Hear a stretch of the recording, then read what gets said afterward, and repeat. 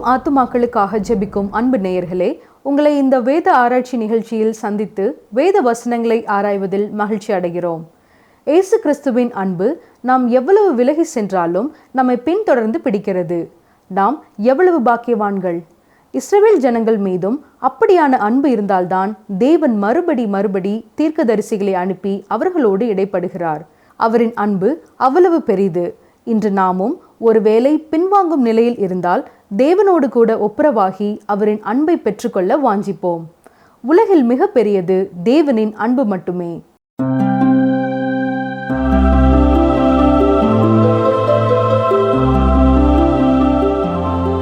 நேற்றும் இன்றும் என்றும் மாறாத ஆண்டவராகிய இயேசு கிறிஸ்துவின் நாமத்தில் உங்களை அன்போடு வாழ்த்துகிறோம்.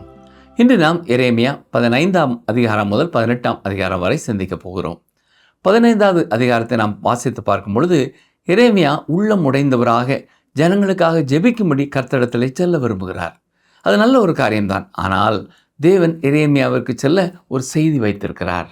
வாசிக்கிறேன். எரேமியா 15ஆம் அதிகாரம் 1ஆம் வசனம். கர்த்தர் என்னை நோக்கி, மோசேயும் சாமுவேலும் என் முகத்துக்கு முன்பாக நின்றாலும் என் மனம் இந்த ஜனங்கள் பட்சமாய் சாராது. இவர்கள் என் முகத்தை விட்டு புறப்பட்டு போகும்படி இவர்களை துரத்தி விடு. இந்த ஜனங்கள் கர்த்தரை விட்டு மிக அதிகமான தூரம் சென்று விட்டார்கள். எனவே நியாய தீர்ப்பு அவர்கள் மேல் வந்தாக வேண்டும்.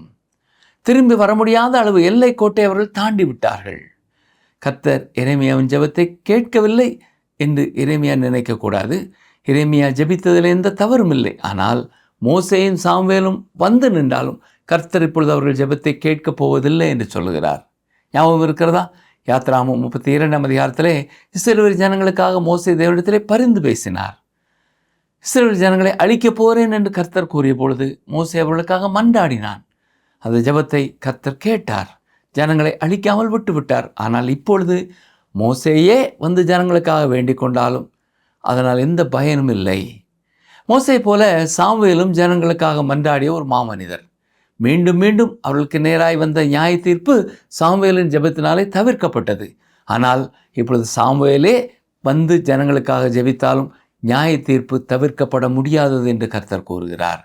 ஏனென்றால் ஜனங்கள் திரும்பி வர முடியாத எல்லை கோட்டை தாண்டி விட்டார்கள். எனவே நியாய தீர்ப்பு நிச்சயமாய் வருகிறது. இந்த காரணத்தினாலே தான் எரேமியாவும் நியாய தீர்ப்பின் செய்தியை இப்பொழுது கொடுக்கிறார்.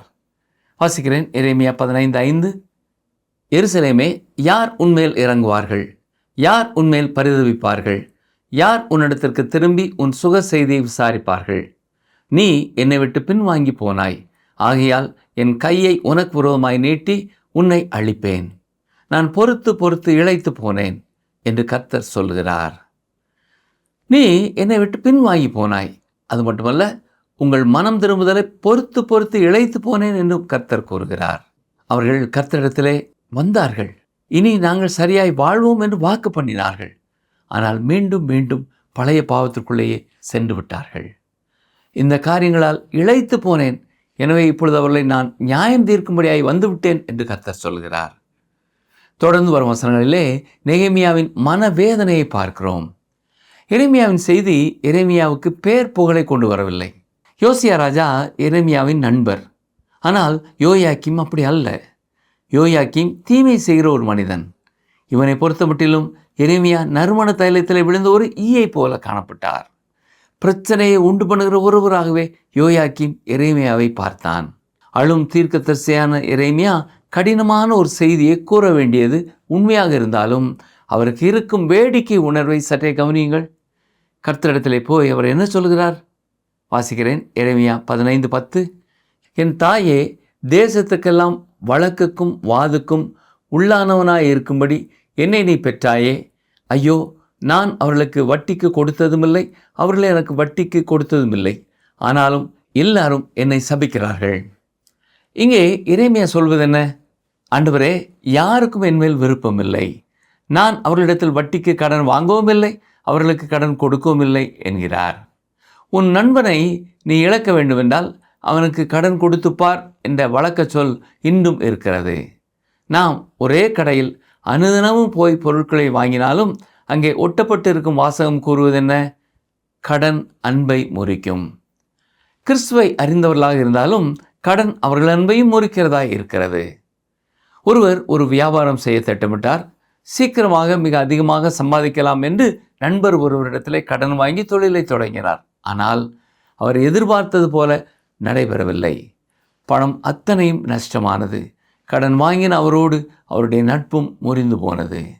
எனவேதான் உங்கள் நண்பர்களை இழக்க வேண்டும் என்றால் அவர்களுக்கு கடன்களை கொடுத்து பாருங்கள் என்ற வாசகம் இன்றைக்கும் பிரபலமாயிருக்கிறது. இந்த கடினமான காலத்திலே எரேமியா கர்த்தருடைய வார்த்தைக்கு திரும்புகிறார். ஏற்கனவே தேவாலயத்தில் நியாயப்பிரமாண புத்தகம் கண்டெடுக்கப்பட்டதால் அதை அவரால் வாசிக்க முடிந்தது. எரேமியா 15ஆம் அதிகாரம் 16ஆம் வசனம், உம்முடைய வார்த்தைகள் கிடைத்தவுடனே அவைகளை உட்கொண்டேன்.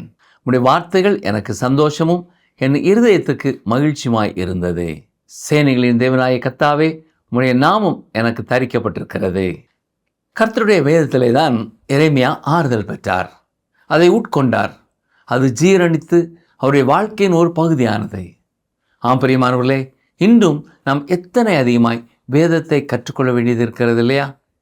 வேதத்திலிருந்து வெறும் சில சட்டத்திட்டங்களை மட்டும் கற்றுக்கொள்வதல்ல, அல்லது நாம் ஏற வேண்டிய சில படிக்கட்டுகளை மட்டும் படிப்பதல்ல. அது நமது வாழ்க்கையின் ஒரு பகுதியாகும் வரை அதை ஆழமாய் கற்றுக்கொள்ள வேண்டும். வேத வசனங்கள் மட்டுமே நமக்கு உண்மையான மகிழ்ச்சி தரும். வேத ஆராய்ச்சி வானொலியிலே வந்த காலங்களிலே எங்கள் நிகழ்ச்சியை கேட்ட ஒருவர் கடிதம் எழுதியிருந்தார். அப்பொழுது கலாத்தியர் நிறுவத்தை கற்றுக் கொடுத்து கொண்டிருந்தோம். அந்த புத்தகத்திலே அப்பா என்கிற ஒரு வார்த்தையை மட்டும் அவர் கவனித்திருக்கிறார்.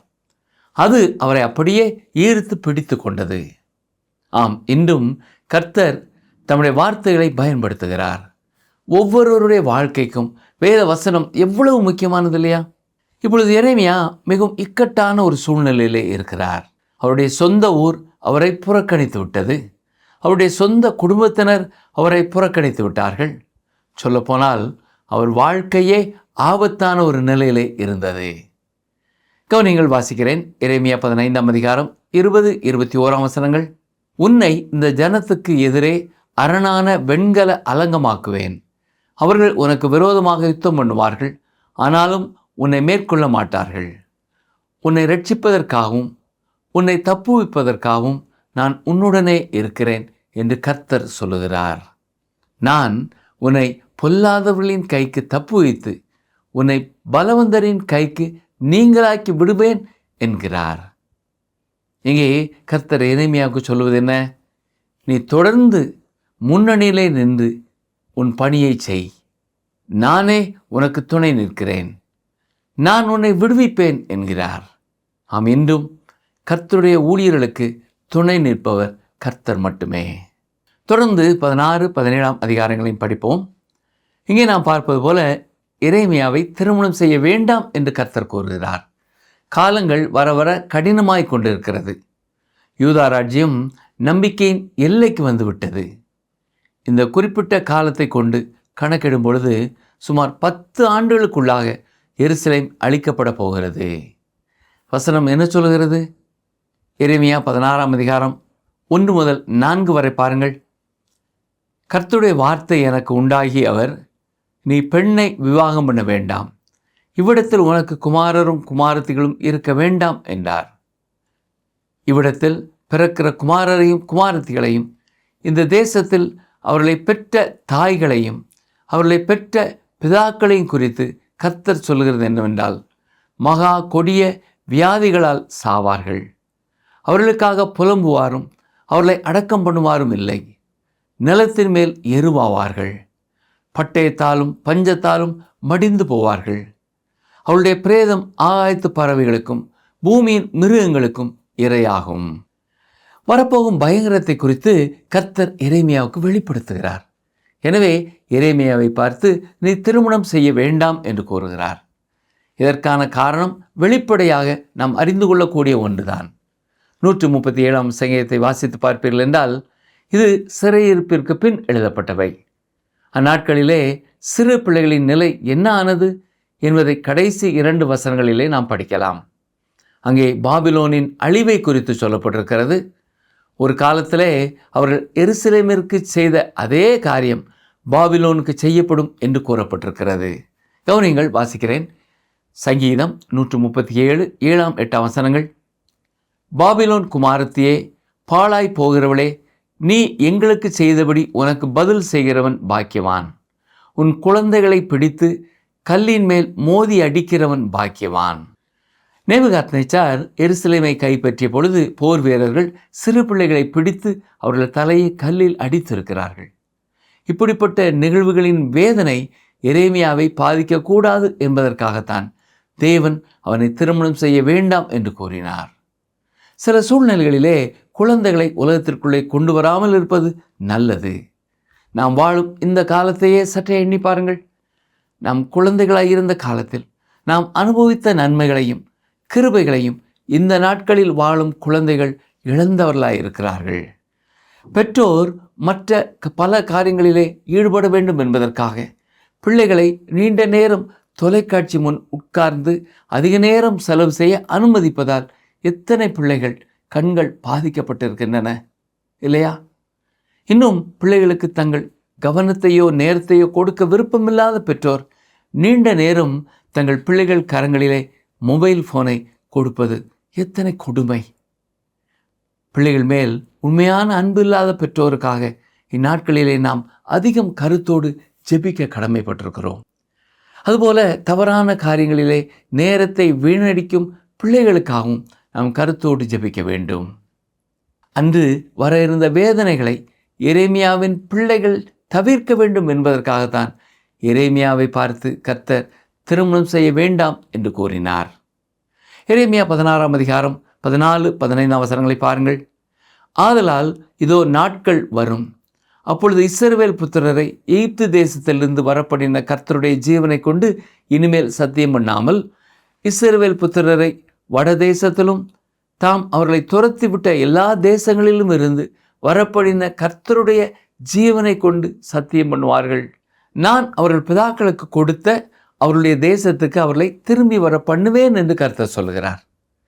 யூதாவின் சரித்திரத்திலே இந்த இருளான காலங்களில் எரேமியா பிரகாசமான ஒரு எதிர்காலத்தையும் கண்டார். இருளான குகையின் அடுத்த முனையை நோக்கி பார்க்கும் பொழுது அங்கே வெளிச்சம் தெரிகிறது.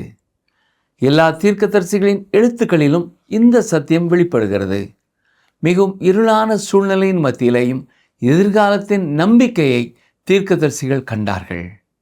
சூழ்நிலை எந்த அளவுக்கு அதிகமாக இருளாக இருந்ததோ அதற்கு நேர் எதிரான வெளிச்சமான ஒரு காலத்தையும் அவர்கள் பார்த்தார்கள். அங்கே தேவன் சொல்வது என்ன? அவர்கள் சிறையிருப்பிலிருந்து மீண்டும் திரும்பி வருவார்கள், அவர்கள் தங்கள் சொந்த தேசத்திற்கு திரும்புவார்கள் என்கிறார். இப்பொழுது வசனம் 21க்கு வாருங்கள். ஆதலால் இதோ இப்பொழுது நான் அவர்களுக்கு தெரிய பண்ணுவேன், என் கரத்தையும் என் பலத்தையுமே அவர்களுக்கு தெரிய பண்ணுவேன், என் நாமம் ஏகோவா என்று அறிந்து கொள்வார்கள். இந்த வசனத்தின்படி அவர் சர்வ வல்லமையுள்ள தேவன் என்பதை இந்த யூதா ஜனங்களுக்கு காண்பிக்க இருக்கிறார். ஒரு தனி மனிதனுடைய வாழ்விலோ அல்லது திருச்சபை வாழ்விலோ அல்லது ஒரு தேசத்தின் வாழ்க்கையிலேயோ தேவன் தம்மை யாரென்று வெளிப்படுத்தும் பொழுது அது உண்மையாகவே சுற்றியிருக்கும் அனைவரையும் ஈர்க்கும் ஒரு செயலாய் இருக்கும். தொடர்ந்து 17ஆம் அதிகாரத்தை சிந்திப்போம். வாசிக்கிறேன். எரேமியா 17:1-2 வசனங்கள். யூதாவின் பாவம் இரும்பெழுத்தாணியினாலும் வைரத்தின் நுனியினாலும் எழுதப்பட்டு அவருடைய இருதயத்தின் பலகையிலும் உங்கள் பலிபீடங்களுடைய கொம்புகளிலும் பதிந்திருக்கிறது. உயர்ந்த மேடுகளின் மேல் பச்சையான மரங்கள் அண்டையில் இருந்த அவருடைய பலிபீடங்களையும் அவருடைய தோப்புகளையும் அவர்கள் பிள்ளைகள் நினைக்கும்படி இப்படி செய்திருக்கிறது. யூதாவின் ஜனங்கள் செய்த அனைத்திலும் தீமை ஊடுருவி இருந்தது. அவர்களின் சமய பழக்க வழக்கங்களிலேயும் தீமையே நிறைந்திருந்தது. வசனம் 5. மனுஷன் மேல் நம்பிக்கை வைத்து மாம்சமானதை தன் புயபலமாக்கி கொண்டு கர்த்தரை விட்டு விலகுகிற இருதயமுள்ள மனுஷன் சபிக்கப்பட்டவன் என்று கர்த்தர் சொல்லுகிறார். இன்றும் இந்த வசனத்தை நாம் கருத்து வசனமாக வைத்துக் கொள்வது சிறந்தது. இந்த உலகத்தின் பிரச்சனைகளை தீர்ப்பதற்கு ஒரு தனி மனிதனும் அல்லது ஒரு தனி அரசியல் குழுவும் செயல்பட முடியும் என்று எண்ணுகிறார்கள். ஆனால் இங்கே கர்த்தர் சொல்வதென்ன? மனிதன் மேல் நம்பிக்கை வைத்து மாம்சமானதை தன் புயபலமாக்கி கொள்ளும் மனிதன் சபிக்கப்பட்டவன். இன்று நம் வாழ்க்கையில் இருக்கும் எந்த பிரச்சனையாவது மனிதன் தீர்ப்பான் என்று எதிர்பார்த்து கொண்டிருக்கிறோமா? அல்லது எந்த பிரச்சனையிலும் கர்த்தர் மட்டுமே எனக்கு உதவி செய்ய முடியும் என்று அவர் மேல் பூரண நம்பிக்கையுள்ளவர்களாக இருக்கிறோமா? இதுவே அனுக்கிரக காலம், இதுவே இரட்சணிய நாள். இப்படி நாம் கர்த்தரையே நம்ப வேண்டும் பிரியமானவர்களே. வசனம் 7 பாருங்கள். கர்த்தர் மேல் நம்பிக்கை வைத்து கர்த்தரை தன் நம்பிக்கையாக கொண்டிருக்கிற மனுஷன் பாக்கியவான். ஆம் நண்பர்களே, நம் வாழ்க்கையிலே எந்த காரியத்திற்கும் கர்த்தரை நாம் நம்புவோம் என்றால் நாம் பாக்கியவான்கள். வசனம் 8. அவன் தண்ணீர் அண்டையிலே நாட்டப்பட்டதும் கால்வாய் ஓரமாக தன் வேர்களை விடுகிறதும் உஷ்ணம் வருகிறதை காணாமல் இலை பச்சையாய் இருக்கிறதும் மழை தாழ்ச்சியான வருஷத்திலும் வருத்தமின்றி தப்பாமல் கனி கொடுக்கிறதுமான மரத்தை போல் இருப்பான். கர்த்தரை நம்பும் ஒரு மனிதன் கர்த்தருடைய வார்த்தையையும் நம்புவான். இவ்வாறு கர்த்தருடைய வார்த்தையை நம்புகிறவன் அதை காலையும் மாலையும் தியானிப்பான். எனவே தான் சங்கீதக்காரன் சொல்லும் பொழுது 1 சங்கீதம் முதல் 2 வசனங்களில் இவ்வாறு கூறியிருக்கிறார். வாசிக்கிறேன். கர்த்தருடைய வேதத்தில் பிரியமாயிருந்து இரவும் பகலும் அவருடைய வேதத்தில் தியானமாயிருக்கிற மனுஷன் பாக்கியவான். அவன் நீர்க்கால்களின் ஓரமாய் நடப்பட்டு தன் காலத்தில் தன் கனியை தந்து இலையுதிராதிருக்கிற மரத்தை போல் இருப்பான். அவன் செய்வதெல்லாம் வாய்க்கும். சரி, தொடர்ந்து எரேமியா 17 அதிகாரம் 9 வசனத்தை பாருங்கள். எல்லாவற்றை பார்க்கிலும் இருதயமே திருக்குள்ளதும் மகா கேடுள்ளதுமாய் இருக்கிறது, அதை அறியத்தக்கவன் யார்? ஆம் நண்பர்களே, இந்த வேத வசனம் என் வாழ்விலும் உங்கள் வாழ்விலும் உண்மையானதாய் இருக்கிறது. சொல்லப்போனால் நம் எல்லாருக்குமே இருப்பது இருதய பிரச்சனை. வசனம் 10 பாருங்கள். கர்த்தராகிய நானே ஒவ்வொருவனுக்கும் அவனவன் வழிகளுக்கும் செய்கைகளின் பலன்களுக்கும் தக்கதாக கொடுக்கும்படிக்கு இருதயத்தை ஆராய்கிறவரும் உள்ளந்திரியங்களை சோதி தருகிறவருமாய் இருக்கிறேன். இருதயத்தை மாற்றக்கூடியவர் தேவன் ஒருவரே. நம் உடலில் உள்ள இருதயத்தை இன்று வைத்தியர்கள் மாற்றி அமைக்கிறார்கள். ஆனால் ஆவிக்குரிய வாழ்க்கையிலே தேவன் இதை பல ஆண்டு காலம் செய்து வருகிறார். நாம் அவர் அண்டை வரும்பொழுது நமக்கு புதிய ஒரு ஜீவனை அவர் கொடுக்கிறார். நாம் புதிதாய் பிறக்கிறோம்.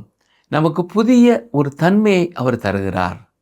கர்த்தருடைய வசனத்தை போதிக்கிறவர்கள் பல நேரங்களிலே கூறும் ஒரு வாக்கியம் என்னவென்றால், கர்த்தருக்கு உங்கள் இருதயத்தை கொடுங்கள் என்பது.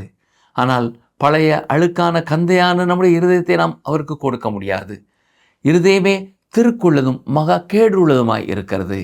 அவரே நமக்கு புதிய ஒரு இருதயத்தை கொடுக்க விரும்புகிறார். மாற்று இருதயத்தை அருளும் மகா பெரிய பரம வைத்தியர் அவர். மிக முக்கியமான ஒரு வசனத்தை நான் வாசிக்கிறேன். எரேமியா 17:12. எங்கள் பரிசுத்த ஸ்தானம் ஆதி முதற்கொண்டு உயர்ந்த மகிமை உள்ள சிங்காசனமாயிருக்கிறது. இதுவே மனிதனுடைய நம்பிக்கை.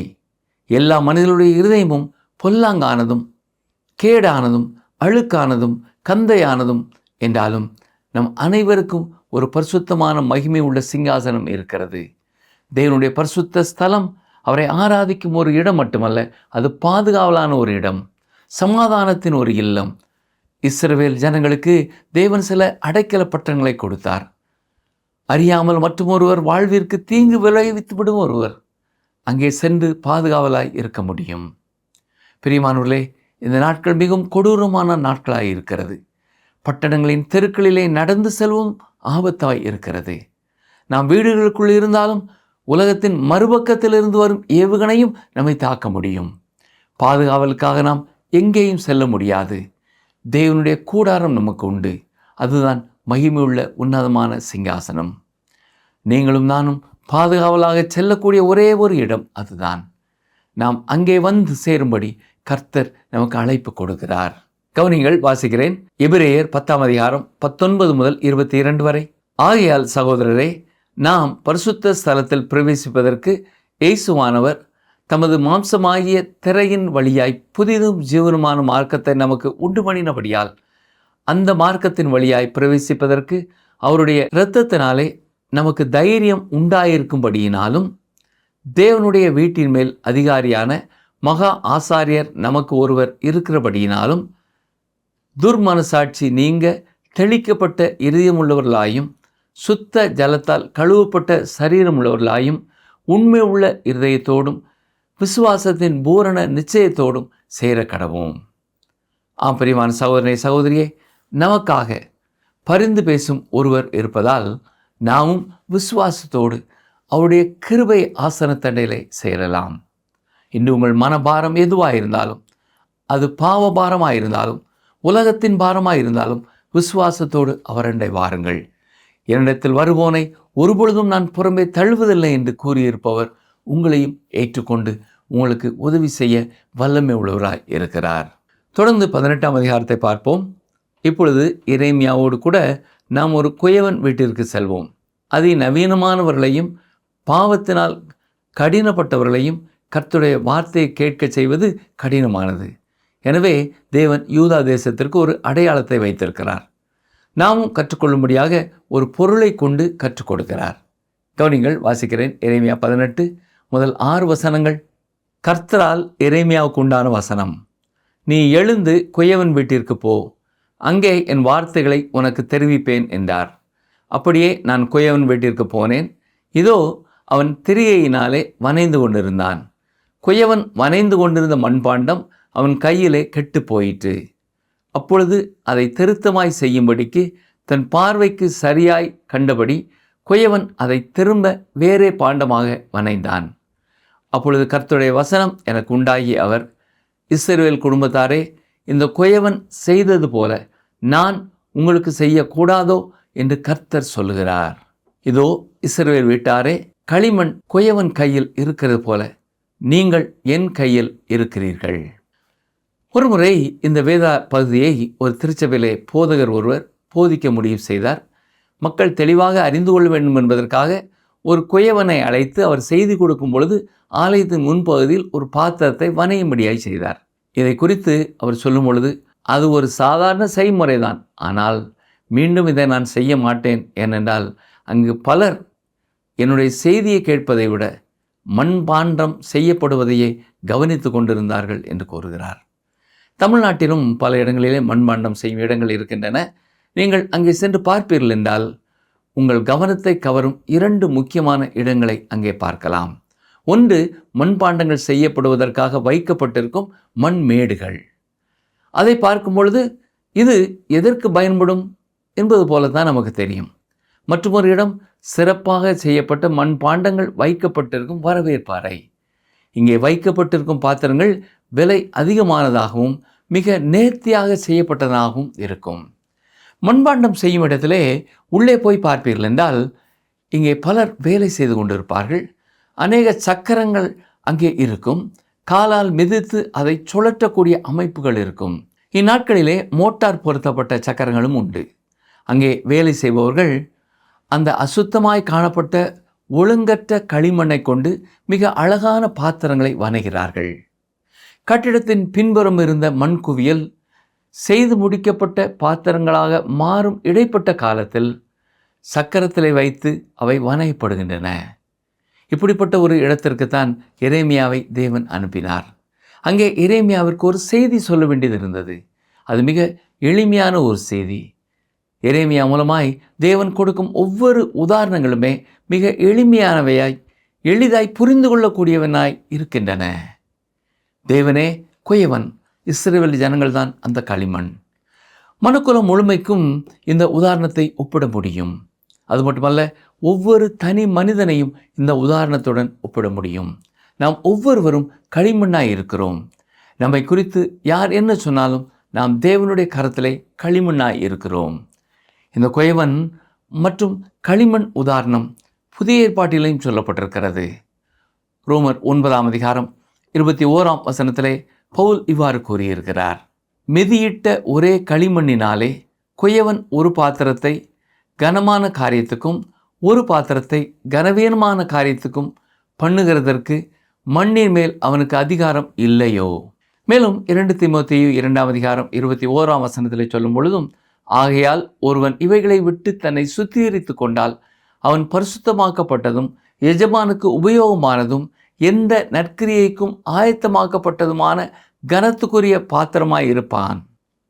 எனவே கர்த்தருடைய வசனத்திலே இந்த ஊமை தொடர்ந்து சொல்லப்பட்டிருப்பதை நாம் புரிந்து கொள்ளலாம். இப்பொழுது கர்த்தர் அந்த குயவன் அங்கே என்ன செய்கிறார் என்பதை பார்க்க சொல்லுகிறார். ஒரு பாத்திரத்தை வனைந்து கொண்டிருக்கிறார். ஆனால் அது அவர் கையில் கெட்டு போய்விட்டது. சொல்லப்போனால் அவருடைய விருப்பத்திற்கு அது வளைந்து கொடுக்கவில்லை. களிமண் சரியான பக்குவத்தில் இருந்தால்தான் குயவன் விரும்புவதை செய்ய முடியும்.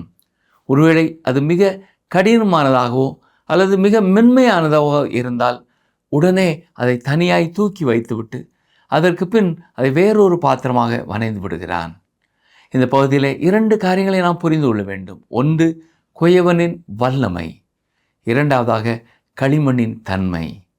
இதை குறித்து நாம் தொடர்ந்து அடுத்த நிகழ்ச்சியிலையும் கற்றுக்கொள்வோம். கர்த்தருடைய கிருபை உங்களோடும் உங்கள் குடும்பத்தோடும் தங்கியிருப்பதாக. ஆமேன்.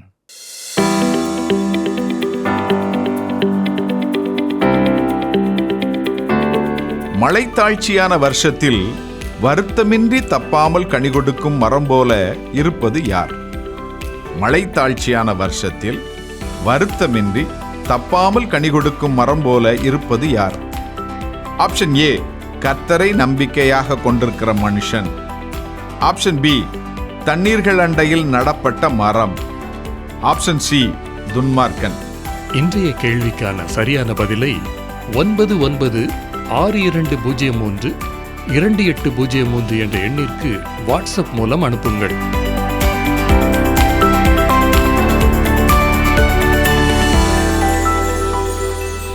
கிறிஸ்துவுக்குள் அன்பு நேயர்களே, இன்றைய நிகழ்ச்சி உங்களுக்கு பிரயோஜனமாக இருந்திருக்கும் என்று நம்புகிறோம். இஸ்ரவேல் மக்களின் நிலை இருண்ட நிலை. அதை எச்சரிக்கும் எரேமியாவின் நிலை மிகவும் ஆபத்தான நிலையில் உள்ளது. ஆனால் தேவன் அவரோடு நிற்கிறார். நாமும் இப்படிப்பட்ட ஒரு இருண்ட நிலையை நம் வாழ்வில் அல்லது ஊழிய பாதையில் கடந்து செல்பவர்களாக இருக்கலாம். கலங்க வேண்டாம், ஒளியாக இயேசு கிறிஸ்து நம்மோடு இருக்கிறார். எப்படிப்பட்ட இருண்ட சூழலையும் மாற்ற வல்லவர் இயேசு கிறிஸ்து. எப்படிப்பட்ட வறண்ட சூழலில் நாம் இருந்தாலும் கர்த்தர் மேல் நம்பிக்கை வைத்து இரவும் பகலும் அவர் வேத வசனங்களை தியானிக்கும் போது நாம் தண்ணீரண்டை நடப்பட்டு கால்வாய் ஓரமாக வேர் விட்டு இலை பச்சையாக இருக்கிற மரம் போல இருப்போம். உலகம் எங்கும் உள்ள குழந்தைகளுக்காக ஜெபிக்க பாரப்படும் உள்ளம் உங்களுக்கு இருக்கிறதா? அது நம்மேல் விழுந்த கடமையாக இருக்கிறது. இந்த நிகழ்ச்சி உங்களுக்கு பிடிச்சிருக்கா? அப்ப இப்பவே மிஸ்டர் கால் கொடுங்க. பரிசு வெல்றது நீங்களாவும் இருக்கலாம்.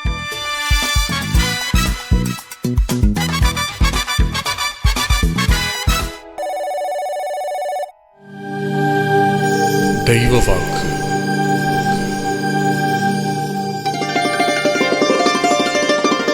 சந்தோஷமாயிருங்கள், நற்சீர் பொருந்துங்கள், ஆறுதலடையுங்கள், ஏக சிந்தையாயிருங்கள், சமாதானமாயிருங்கள்.